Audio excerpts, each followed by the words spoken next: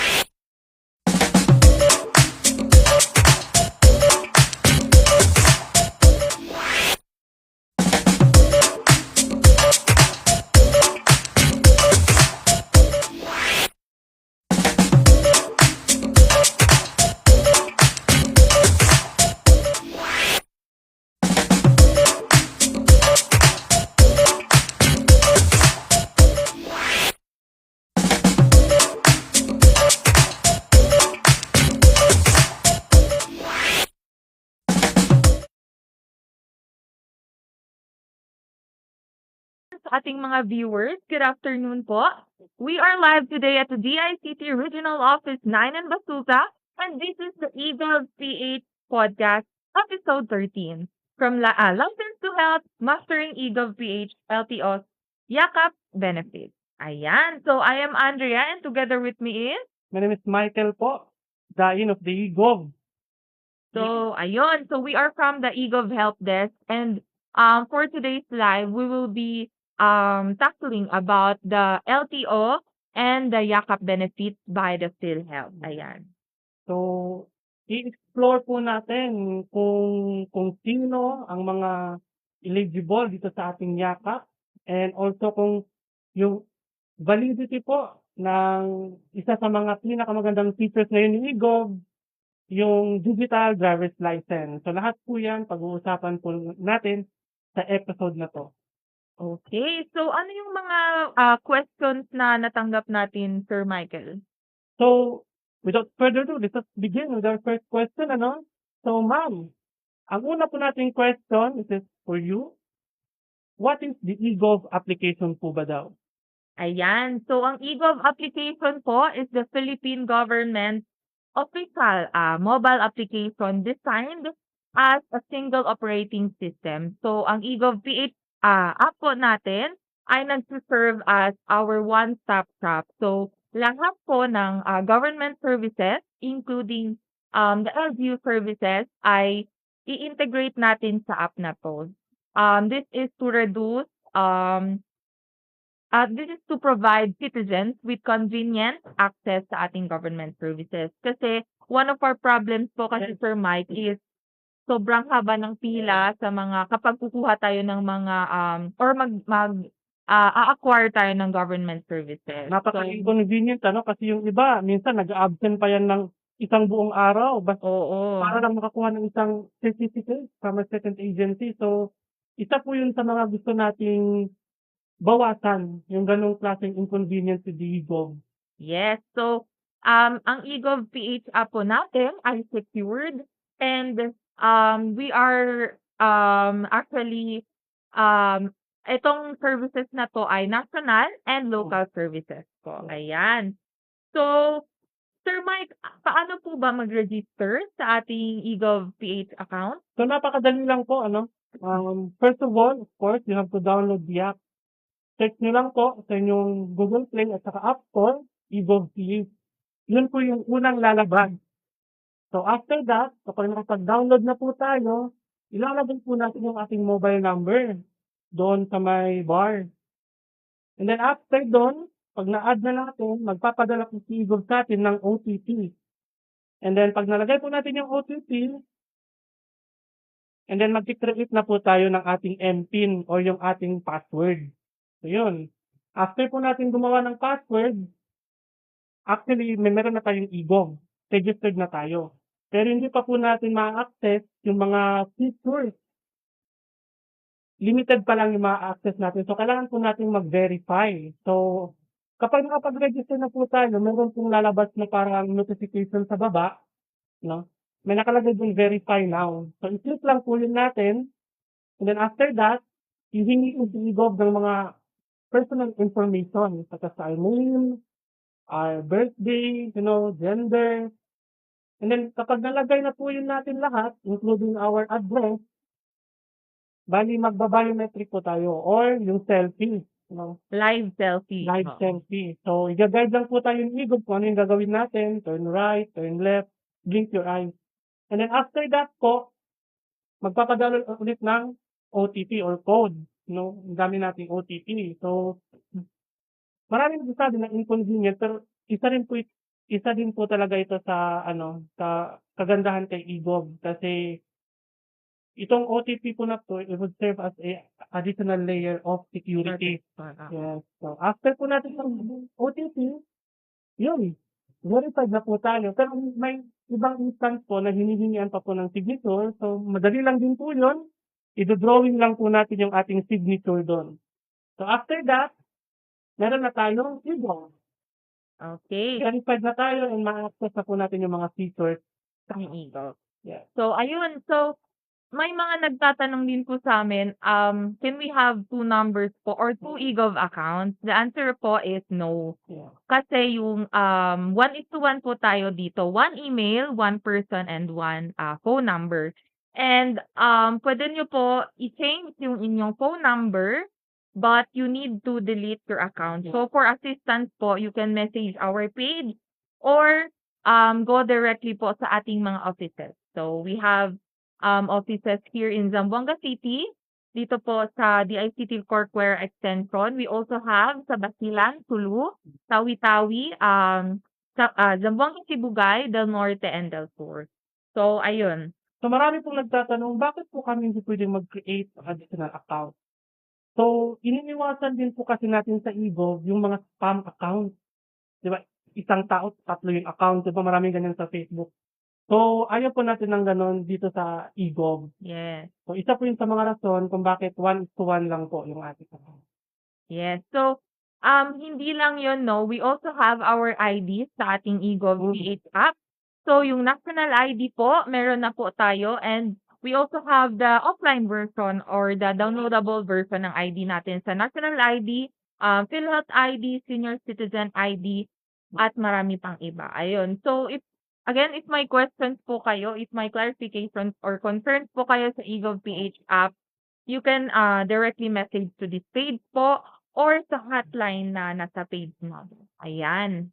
So, maraming nagtatanong, ano nga ba daw yung mga features ni eGov? Ano ba daw yung mga services na ma-access natin sa eGov? Of course, first, we have our data exchange para to sa mga government agencies, yon. Platform, ito, ng eGov to streamline and solidify e-government foundation. Next, we have our We also have our ENGA. So, yung mga national government agencies po natin, yung focus po talaga natin dito is to serve or to bring to our citizens the online version of our services. So, target din po natin na lahat po ng government services ay magiging online na po. Ayan. as of now, we have 75, ano? So, marami-rami na rin talaga. Yes. So, the next is we have ELGU. So, local government unit, ano? Na under na rin siya sa e-gov. So, dito na po yung ating mga business permit, cedula, local registry, nandito na rin po. And also yung ating mga barangay certificate. So, yun, ELGU. Ayan. The So, next is patuloy ay saka Yes. partner, patuloy yung ating trainings no sa ating mga LGUs yes. para maging part din sila ng Mhm. ating system. So next, we also have the eGov PH. So ito yung mismong app or the one-stop shop app for both local and national government services with millions of users. So hindi lang sa actually app no. Mm. When you travel abroad, gagamitin nyo na talaga yung eGov PH app for your e-travel. Ayan. So next, we have our digital national ID. So alam naman po talaga natin na marami pa pong hindi pa po nakakatanggap ng kanilang physical copy, ano? So available na po yung inyong yung inyong national ID sa eGov. So as long as nakapag-register po kayo sa PhilHealth, ma-access nyo na po ang inyong national ID sa eGov. Ayan, we also have our national ID or the E-Verify. Hmm. So yung national E-Verify po natin is for identity verification in collaboration with the Philippine Statistics Authority. Ayan. So next, we have e-travel, ano? Ito, required to kapag lalabas ka at papasok ng bansa. Mhm. So, ano po ba yung purpose nito? First, of course, as sa isang government, dapat alam natin kung sino-sino yung pumapasok sa ating bansa at saka lumalabas. So, pagkakaroon po dati, kailangan mo pang pumila sa immigration. Meron ka pang fill upan na mahabang form before ka lumabas at papasok ng bansa. So now, with the help of e-travel, pwede mo na yung gawin like a day before your travel. So at least less inconvenient na po para sa ating mga travelers. Yes. So next naman po is our e-report. So this e-report is a centralized reporting system in collaboration with PNP, BFP, OWA, CWC, PCW, DOTR, ARTA, DTI, and CICC. So for our e-report po, pwede tayong mag-report ng various of crimes, scams, red tape, child abuse, fire, women abuse, accidents, OFW, senior citizen, national ID concerns, and e-commerce. So malaking tulong po talaga tong e-report ano kung magiging widely used na to sa kasi isa din po talaga sa mga reason kung bakit hindi nare-report yung crime is yung mga tao natatakot sila or nahihiya silang pumunta sa tanggapan. For example, sa police station or sa BFP or sa ano, kahit saan. So, mas maganda po na makakapag-report na tayo kahit nasa bahay lang tayo. Okay, next, we also have our e-gov book. So, ito yung para pwede natin i-import yung Yes. ating mga documents sa eGov PH app. So, ayun. Open natin yung ating mga documents and also at least parang meron din tayong parang digital folder sa ating mga documents. Ano? At least hindi na sa pakalat-kalat. So, yun. And also we have the e-resume, yun. Advanced platform po ito for building resume. So in collaboration din po ito sa DOLE, TESDA, INTED. So kung nahihirapan po kayo sa pag-build ng inyong resume, andyan po si eGov para tulungan kayo. Okay, so we also have our eGov AI. So, hindi lang, this eGov AI is actually an e-government artificial intelligence Hmm. for automation of processes and transactions. So, ang tawag sa ating eGov AI ay C1. Ayan. So, Next, we also have our e-health. So, sa e-health po natin, dito natin makikita yung mapa ng hospital. yes. We also have here ang ating doctors. So this is in collaboration with the DOF and PhilHealth. So, Ayan. halimbawa, pupunta ka sa isang lugar tapos hindi ka familiar, and then may nangyaring sakuna, wag naman sana. So, hindi mo alam kung saan yung hospital or malasakit center. So, pupunta ka lang po sa e-health, pag-open mo nung isang feature doon kung saan yung mga hospital, magtiting po yung mga nearest hospital kung saan ka ngayon. So, yun, napaka-convenient. Meron ka ng guide para pagpunta sa nearest hospital. And that is our e-tourism, ano? So, yun. Kung gusto mo pong mag-travel within the Philippines, hindi mo po alam kung saan ka pupunta or kung ano yung mga magandang tourist spot doon sa lugar na gusto mong puntahan, tutulungan ka po ni eGov Tourism. So, parang meron kang mini tour guide. Ika nga ni Ma'am Andre. Yes, mini tour guide. So, next, we also have our e-news. So, e-news natin is an advanced news platform that is integrated with the eGov PH app in collaboration with PCO. So, itong 25 digital platforms are with the integrated with our eGov PH app. Ayan. So, as you can see, ang dami nila. Ang daming features. Yeah. So, kaya nga sa super app eh. Ayun. So, next, before we proceed, let us watch this video first.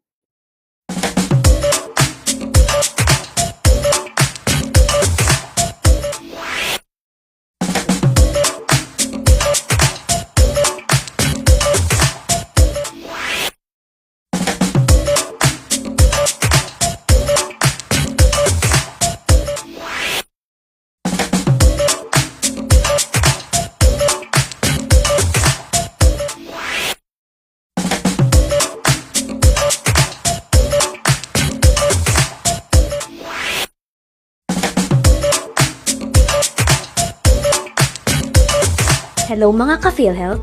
Narito na ang mas pinahusay na serbisyong medikal para malayo ka sa sakit.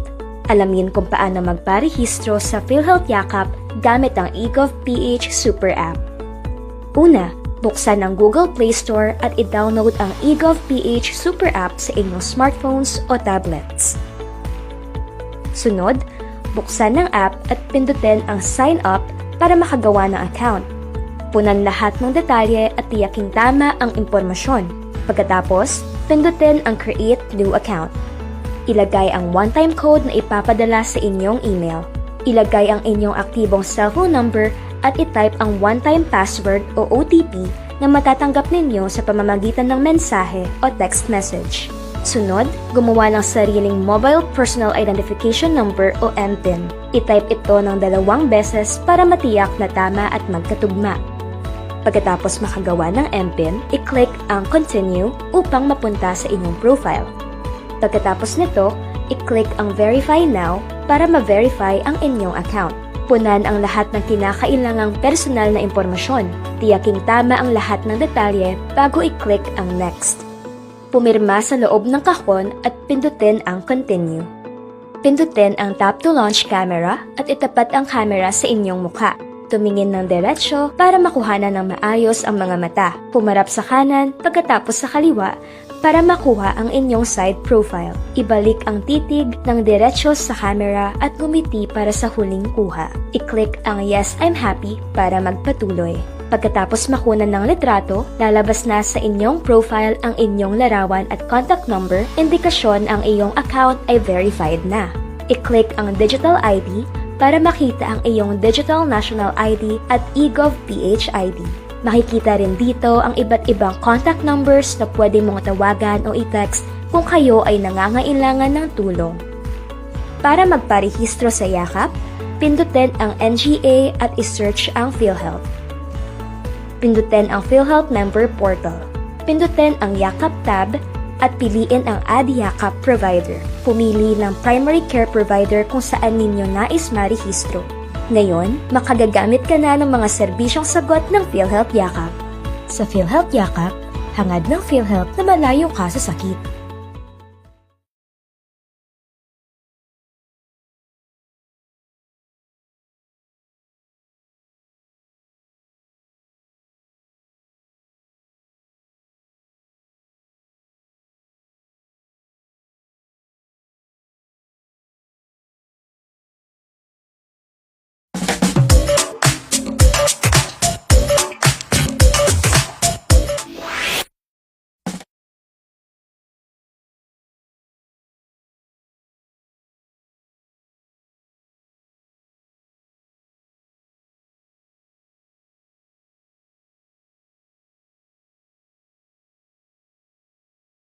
yung So, ayun po. Panood po natin yung video about sa yakap, ano? So, our first question po dito is, this is for Ma'am Andrea. Sino nga ba daw po yung eligible para sa yakap program ni PhilHealth? Okay, so ang YAKAP program po ay Yaman ng Kalusugan Program by the PhilHealth, and yung mga dependents ko po ay pwedeng maging beneficiary ng YAKAP program. Ayan, so this includes membership categories, government and private employees, Yes. yung ating mga OFW YAKAP gamot component. Ayan. So, the yakap gamot provides an expanded drug benefit, known as the PhilHealth gamot, guaranteed and accessible medication for outpatient treatment. No? So, each member of their dependents is allocated maximum 20,000 po worth of selected outpatient medicines per year. So, 20,000 po. Ayan, so Malaki-laki. malaki. So we have 20K po, 20,000 per year. So ito po ay para sa ating mga gamot. So ang YAKAP program hindi lang sa for our medicine. So we also have the primary care check-up, laboratory, of course, medicines and screening. So ito yung mga benefits aside from the YAKAP gamot. Yan. So, our next question po, this is for Ma'am Andrea. What are the main benefits of the yakap program besides free medicines daw po? So ayun, gaya nga ng sinabi ko kanina, we have free primary care check-up. Ayan, so mga consultations. So saan po ba pwedeng mag-consult? We can consult or we can have our consultation po sa mga yakap clinics. So per person po, we are entitled to have one yakap clinics po. So for example, kapag bubuksan nyo po yung inyong eGov.ph app, and then pupunta kayo sa PhilHealth, pwede nyong i-select doon kung anong yakap clinic ang gusto nyong puntahan. Ayan, siyempre, pipiliin natin yung malapit sa atin, like mapupuntahan natin pag kailangan natin. Okay? So we also have selected laboratory and diagnostic tests. So, hindi lang sa gamot talaga. Yes. And we also have expanded cancer screening like yung mammogram para sa breast ultrasound and CT scan test and other cancer screening tests. So, kumbaga, hindi lang, ang dami niyang benefits. Preventive consultation, bago ka pa magkasakit, pwede ka nang pumunta sa doktor. Para hindi ka na magkasakit. Yeah, bibigyan ka na ng reseta. So, yung reseta po natin, may 2 days expiration po sa per prescription. So, sa Ayan. ating mga makikinig, huwag nyo na po itong palampasin, itong yakap program. Para po ito sa lahat ng ating mga PhilHealth beneficiaries. Okay. So, how do I register daw po for the YAKAP program and choose a provider? Well, you can register and choose the yakap accredited provider, so yung mga rural health unit natin or clinic through several channels. First po, yung sa eGov app natin via PhilHealth section. I-open lang po natin yung PhilHealth natin dun sa eGov, and then magsinta na po natin yung yakap. Meron din po sa PhilHealth member portal online and PhilHealth local health insurance office. Directly chosen yakap accredited primary care clinic po. Okay, so, ayun. So, recap lang po. Ang YAKAP program ay pwede sa mga members ng PhilHealth. So, first, ang gagawin natin is, pipili po tayo ng ating YAKAP clinic. Pwede sa ating eGov.ph app para mas convenient and accessible na rin siya sa atin kapag kailangan natin to. And then after that, pupunta tayo sa YAKAP clinic na napili natin, and then ang doctor na ang magte-test Wow. sa atin, or pwede nating sabihin ano yung nararamdaman natin, ganon. And then the doctor will prescribe a medicine or a prescription, and then yung prescription na yun, pwede natin siyang dalhin sa mga pharmacies na accredited sa ating free medicine. So, ayun. if you have any questions po sa ating yakap program ng PhilHealth, you can also message or chat our page po. So, ayan. So, Na-mention po natin kanina, no, yung ating driver's license. So, baka siguro may nagtatanong sa inyo, "Sir, nakapag-register na po ako sa eGov, nakapag-verify na rin, pero bakit ayaw lumabas nung driver's license ko?" So, kahit nakapag-verify na po kayo, kailangan niyo rin po talagang mag-register doon sa mismong section nung LTO under ENGA. oo. So, i-guide po namin kayo. First, open the app, ano, and then i-click niyo po yung National Government Agency or NGA. And then mag-scroll po kayo, hanapin niyo po yung LTO. Para po sa driver's license, baka nasa yakap pa rin yung iba. Para po sa ating driver's license. And then kung na-click na po natin yung LTO, i-click po natin yung unang feature, which is yung online driver's license application. I-click po natin yun. And then, i-upload po natin yung ating driver's license, yung picture ng mismong driver's license. I-scan po natin yun, both front and back. After that, input po natin yung mga hinihinging personal information such as our address, yun, agency, driver's license number, at saka yung expiry date. Pag na-input na po natin lahat, mag-a-add po tayo ng ID photo o yung 2x2, gano'n, sa eGov. And then after that po, ilalagay na po natin yung ating signature. So lahat po ito in order na mag-next lang po kayo. And then kapag okay na po, isi-check po natin yung mga information, paki-double check kung okay naman lahat. And then good na po tayo doon. Magpapadala na po si LTO ng email or text if available na po yung ating driver's license sa eGov. Yun.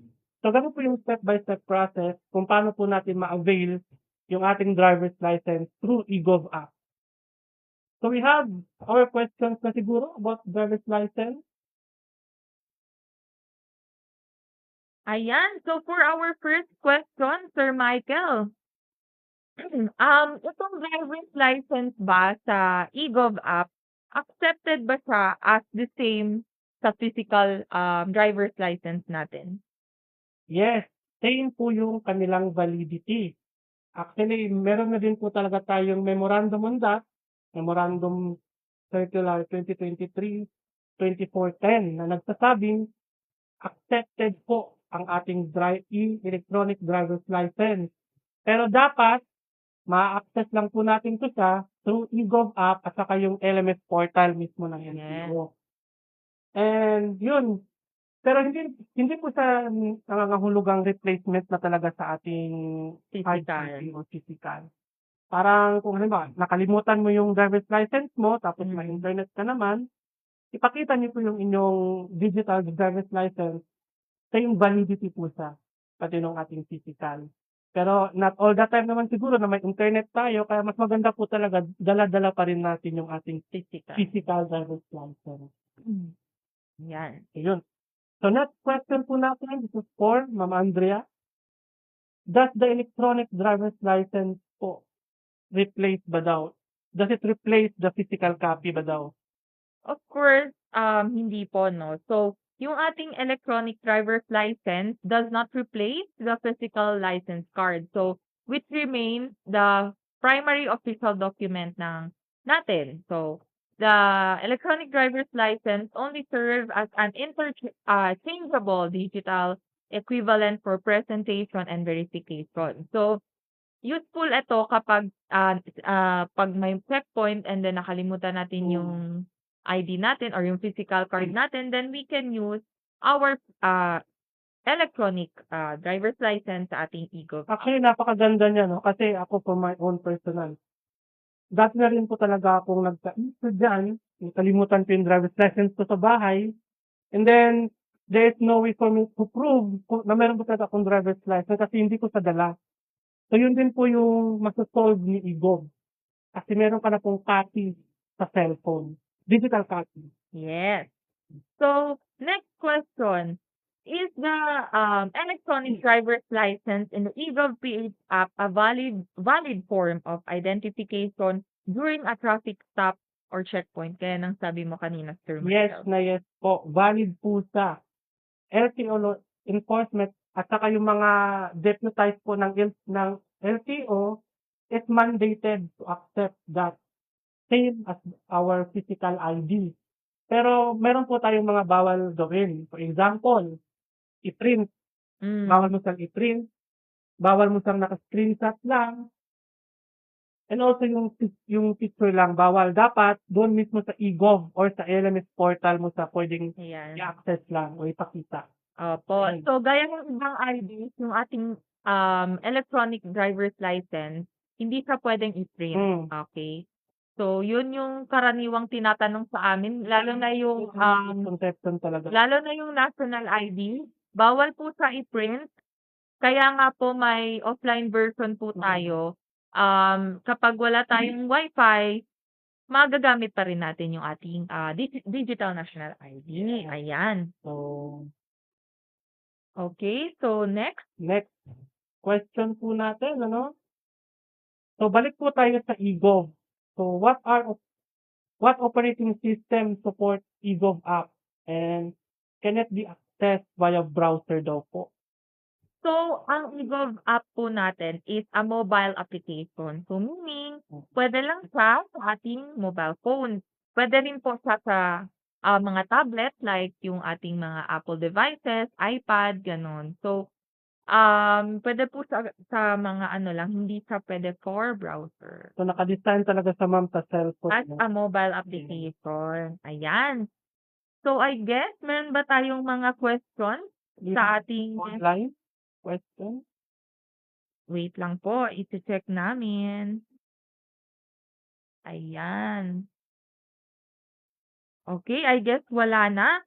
So again, sa ating yakap, i-recap lang natin ulit, Mm. sir, no? Sa ating yakap program po, we have 20,000 per year na budget for our e-gamot. Sa yakap gamot natin. So, yung yakap gamot po natin, the prescription for our medicine ay dapat manggaling lang sa mga prescribed or yakap doctor. Yes. So, ang yakap clinics naman po natin, 1:1 lang po. Kung ano yung na-select or ano yung napili nyong yakap clinic, dun po kayo magpapa-check up, screening, screen test, ganon. So, bale yun yung magiging official na yakap clinic nyo po. And the prescription will only be valid for 2 days. Ayan. So, balikan po natin yung sa driver's license, ano? So, kapag nakapag-verified na po tayo, hindi po nangangahulugang lalabas na po agad yung ating driver's license. Kailangan po natin itong i-register through LTO, which is under the ENGA feature ng eGov. And then, hindi din po sa replacement sa ating physical driver's license, supporting lang po siya. So, kung nakalimutan niyo po ang inyong driver's license sa bahay, pwede niyo po ipakita yung inyong digital driver's license. Pero ang pinaka-primary po pa rin na driver's license natin is yung physical copy. Bawal po siyang i-print, i-screenshot, or picture lang yung i-present natin. So, yun. So, I guess, okay na tayo. So, That po. before we end this live po, we will be having a raffle. So, sa mga viewers natin dyan, kindly, scan the QR code sa ating screen. In Ayan. So, maghihintay po kami ng mga couple minutes, siguro, couple of minutes. Yes. Ayan. para mabigyan natin ng opportunity yung iba para makapag-start. Yes. So, Nakapag-join sa ating ayan, buwan na po kayo sa ating mga viewers. Scan lang po yung ating QR code na nasa screen.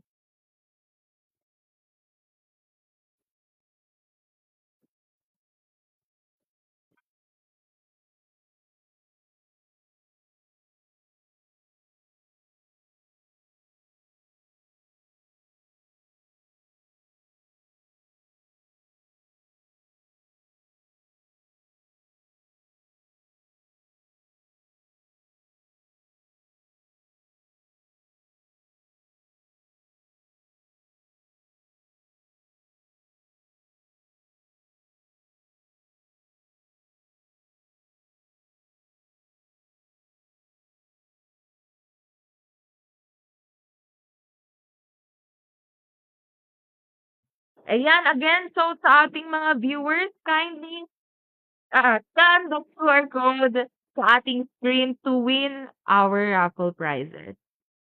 So, wag po nating palampasin. Opportunity para manalo. Scan na po.